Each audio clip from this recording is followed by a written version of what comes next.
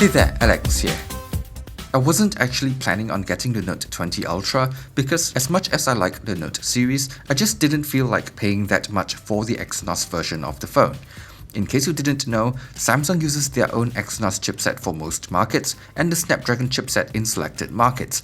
Based on my own experiences with both versions of the Note 9 as well as the S10e, the Snapdragon version typically has better thermal performance and battery life.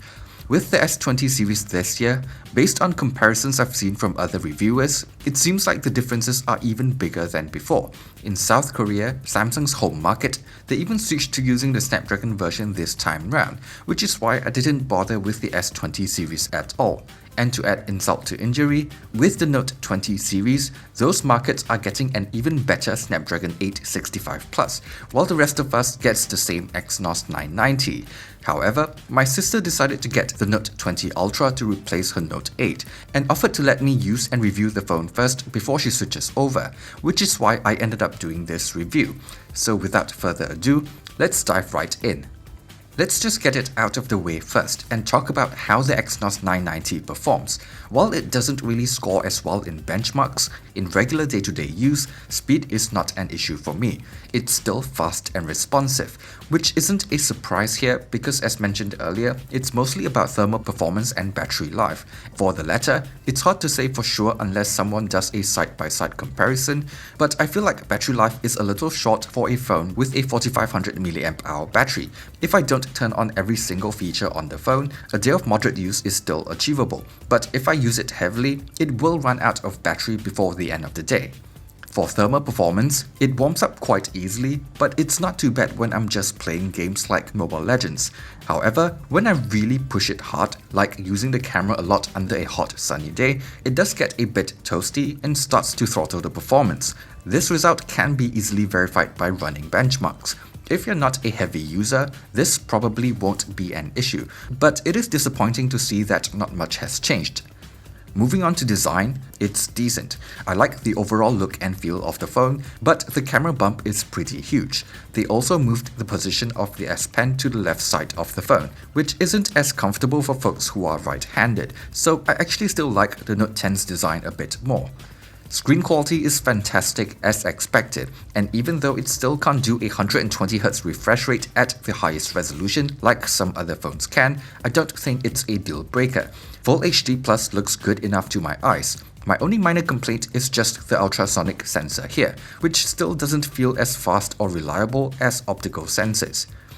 It still has all the bells and whistles that you would expect from a high-end phone, like stereo speakers, dust and water resistance, tons of RAM and storage, wireless charging, and whatnot. It's not class-leading in any of those aspects, but it's all here. I'm not going to talk much about software because I think most companies are doing a decent job these days, but I will say that Samsung's One UI is one of my favorite Android experiences right behind Oxygen OS. Tons of useful features built in, and Samsung has been doing a great job with their UI design. Promising 3 years of updates is decent, I guess, but for a phone that costs this much, I personally would prefer more. Same goes for the 1-year warranty here in Singapore. At this price point, it would be nice to have at least a 2 years warranty like other high-end Android phones. Anyway, being a Galaxy Note, we have to talk about the S Pen of course. I haven't found any of the newer features to be that useful. Even for the lower input latency, I didn't really notice a huge improvement when I'm drawing with it. My guess is that not all apps are able to take advantage of the higher refresh rate of the screen just yet. Anyway, I suspect for most consumers, being able to use the S Pen to take a photo is probably still the most useful feature. Which brings us to camera performance. In typical Samsung fashion, it's really good. I haven't noticed any major issues when it comes to focusing thanks to the laser autofocus, and it is able to consistently capture nice looking images regardless of lighting conditions. The ultra-wide-angle camera here is one of the better ones I've tested so far, and with the use of night mode, it is able to capture usable shots in low light as well. The periscope camera here looks pretty good too, as long as you don't push it to its limits. Front camera looks decent, but faces tend to have a bit of smoothing even if you turn the feature off.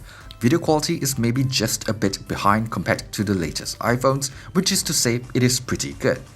Overall, while I still prefer the style of image processing on the Pixel phones a bit more, the extra cameras on the Note 20 Ultra makes it a more flexible and fun camera to shoot with.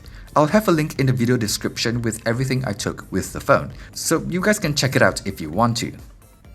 All things considered, the Note 20 Ultra is still a pretty good phone and a good all-rounder. The performance from the Exynos 990 is a little disappointing, but if you're not a heavy user or a geek like I am, it's probably not a big deal. It has the S Pen as well, which is still a really unique feature on a smartphone. But personally, I just think it's way too expensive for what it is, especially when we are already getting shortchanged by Samsung thanks to the Exynos chipset. So if you're thinking about getting one, maybe wait until you can find one at a more reasonable price, because at nearly 1,900 Singapore dollars, it's simply not worth it.